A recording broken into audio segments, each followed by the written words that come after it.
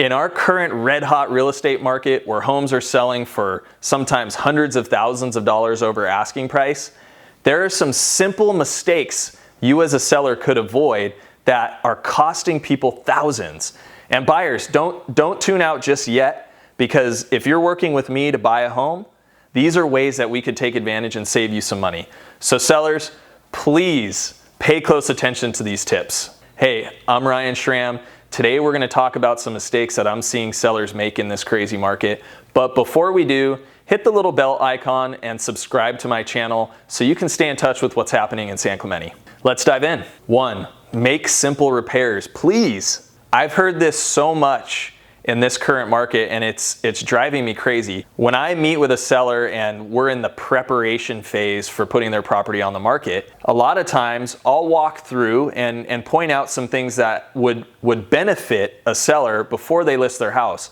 But what I'm hearing is, Ryan, the market's so hot, I don't need to fix this or tune that up or clean that because the home's gonna sell itself. Don't be that seller.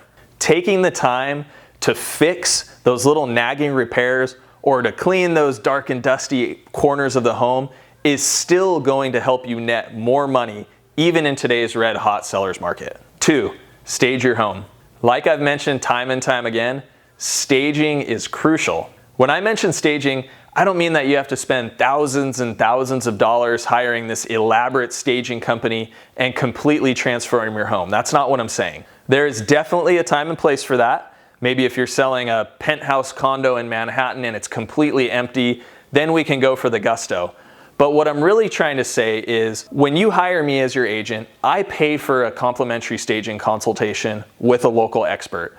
Her and I come through the house with you, we walk around, we say, let's edit that out. Let's put, a nightstand there with a contemporary style of lamp as an example.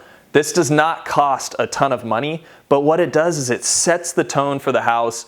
And more importantly is when you do the real estate photography, when we bring the photographer in, that staging is really gonna help balance out the photos and make them look attractive online. 3, have a marketing plan. When interviewing agents, you must, as a seller, ask the agent exactly how they're gonna be marketing your home. For example, we have a very elaborate marketing plan, but it's more than just pretty pictures and video and social media.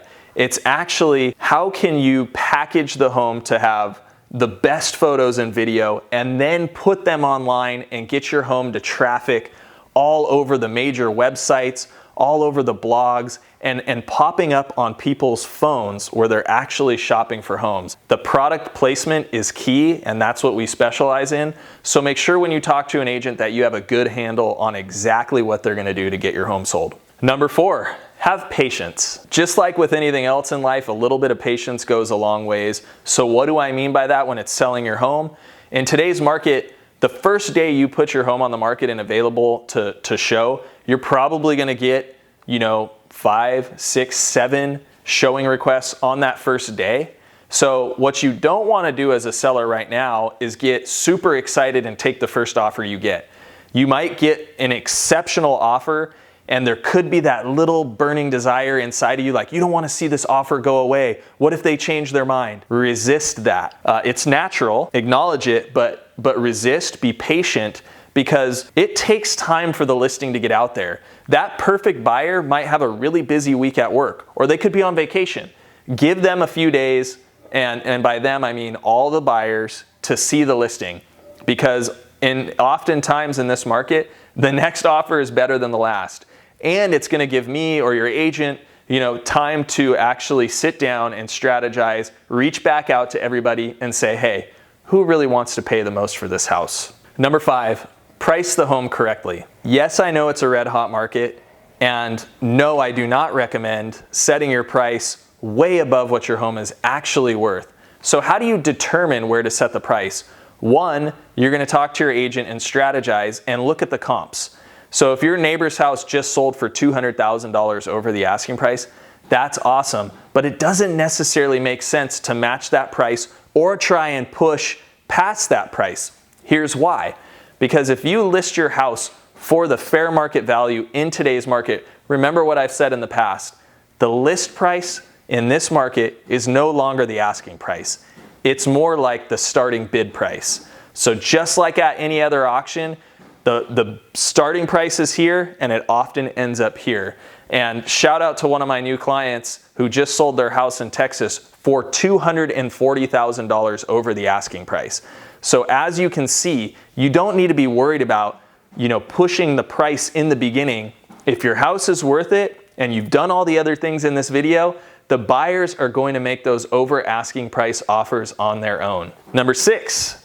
Buyer's agent commission. Now I know that commission is typically a touchy subject, but it plays into the overall exposure that your listing is going to get. Here's what I mean. While commissions are always negotiable, if you offer too low of a buyer agent commission, you're going to actually de-incentivize all the buyer's agents out there that are working to show and sell your home. This will ultimately cause less showings and less buyers to come through your house, because a buyer's agent will be more incentivized to show your neighbor's house or the house down the street rather than your listing, because you're offering a subpar buyer's agent commission. If you have any questions on what an exciting buyer's agent commission is or how that fits into the overall exposure of your home, text me or call me and we can chat about it. All right, so if you're a buyer and you've stayed tuned on this video to this point, here's how we can leverage the mistakes that sellers are making in today's market.